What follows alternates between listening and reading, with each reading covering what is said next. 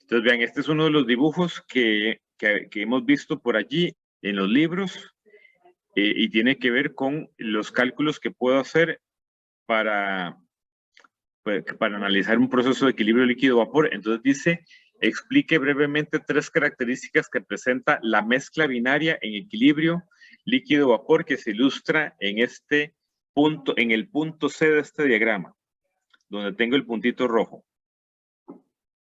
Entonces, 3 cosas que me puedan decir de ese punto C, que representa un estado de equilibrio.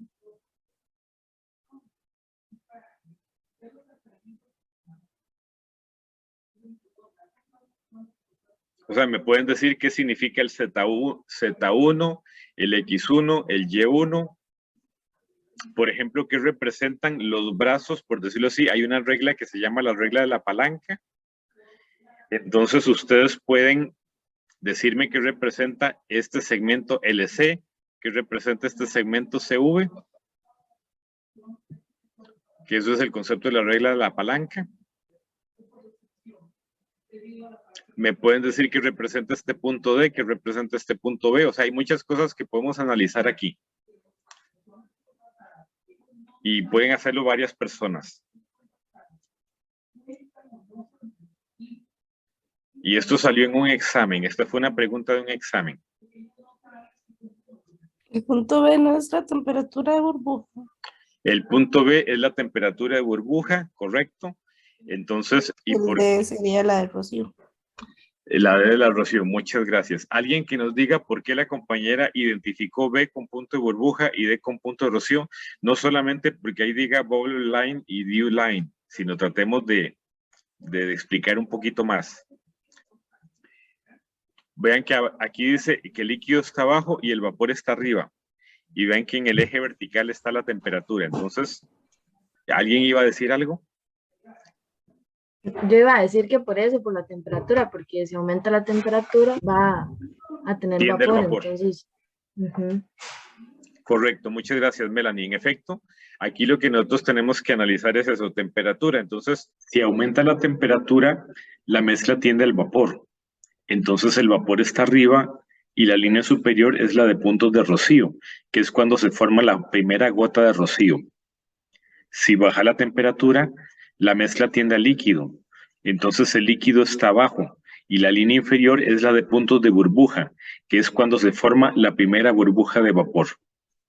Acuérdense que los procesos líquido-vapor, o sea, si yo subo verticalmente o bajo verticalmente, ¿qué es lo que pasaría? Que alguien que nos quiera comentar. Estamos tratando de sacar 3 características. De hecho, yo creo que ya sacamos más de 3, pero analicemos un poquito más, porque eso es una de las cosas que me interesa saber si esto lo analizamos. Pues anteriormente, ¿qué pasa, por ejemplo, si yo empiezo a subir?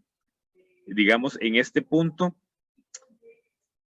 si yo quisiera saber cuánto es el porcentaje de líquido, ¿dónde me tendría que fijar?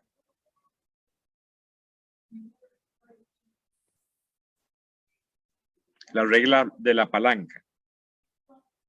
Digamos, este segmento está dividido en 2, digamos en 2 porcentajes. 2 porcentajes, este punto C, que lo determina el Z.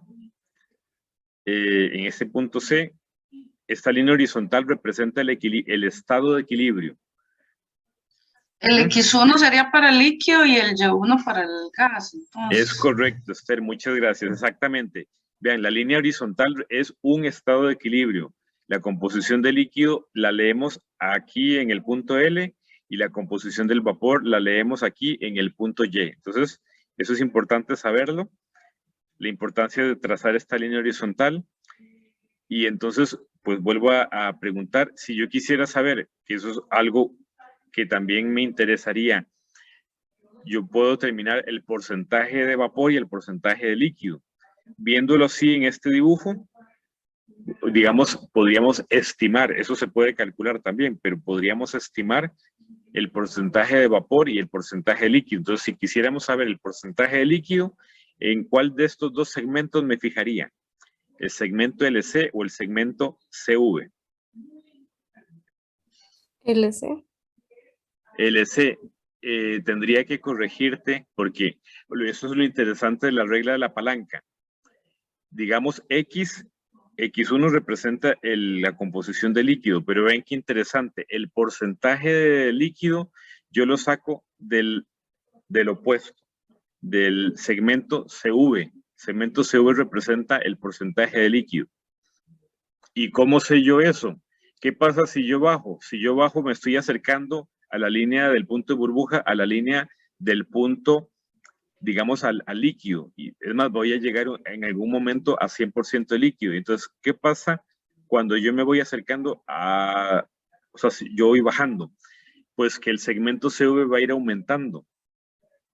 Entonces, eso me indica, eso es un indicio que ese segmento CV es el que representa el porcentaje de líquido. Y es el opuesto a donde está X1. El porcentaje de líquido me lo da el segmento CV como porcentaje. Y en consecuencia, el porcentaje de vapor me lo da el segmento LC. Ven qué interesante, es el opuesto. Eso es la regla de la palanca. Y de nuevo, si yo subo de C hacia arriba, me voy acercando al punto de rocío, corrijo, y inclusive al vapor, o sea, va a ir aumentando el porcentaje de vapor, y entonces si yo voy trazando líneas horizontales, pues me voy a ir dando cuenta que el segmento LC va a ir aumentando, y eso es un indicio de que ese segmento representa el porcentaje de vapor. Queda claro ahora la regla de la palanca, en caso que no les hubiera quedado claro anteriormente. Sí, señor. Muy bien. Entonces, ese era un tema que me interesaba, pues, repasar.